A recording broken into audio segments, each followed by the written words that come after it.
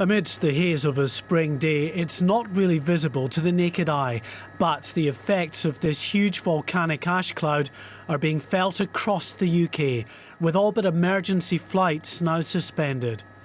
This is Manchester Airport. Throughout the day, passenger planes here have lain idle, and it's looking increasingly unlikely they'll be taking to the air again anytime soon. The culprit, a volcano under a glacier in Iceland. It's been spewing thousands of tons of volcanic ash high into the air for days. It's an act of nature which the authorities can't control, but for the many thousands of passengers going nowhere, it's still deeply frustrating. I have a son who has a brain tumour I'm supposed to be home in Dublin for. My flight will only leave tomorrow morning, but there's nothing they can do if it's the safety for the people. It's safety.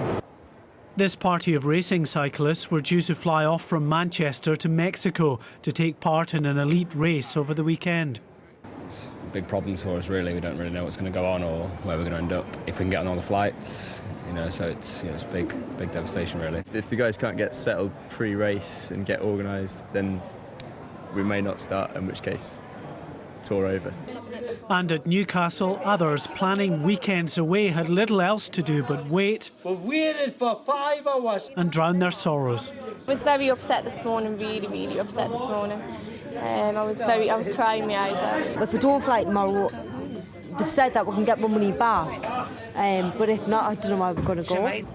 The cloud is being tracked by controllers at the National Air Traffic Service as it heads south. The situation hasn't improved, and as we were forecasting no improvement through this evening, we can now confirm that restrictions will stay in place through to 0600. Airlines and travel companies say they will offer refunds to those whose flights have been cancelled, but rebooking is likely to be a frustrating process for some days to come.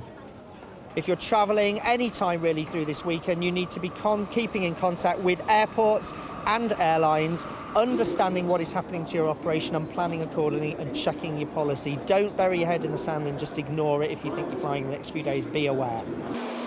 So these passengers seem set for a long wait. This is the first time air traffic controllers have closed off airspace on such a grand scale.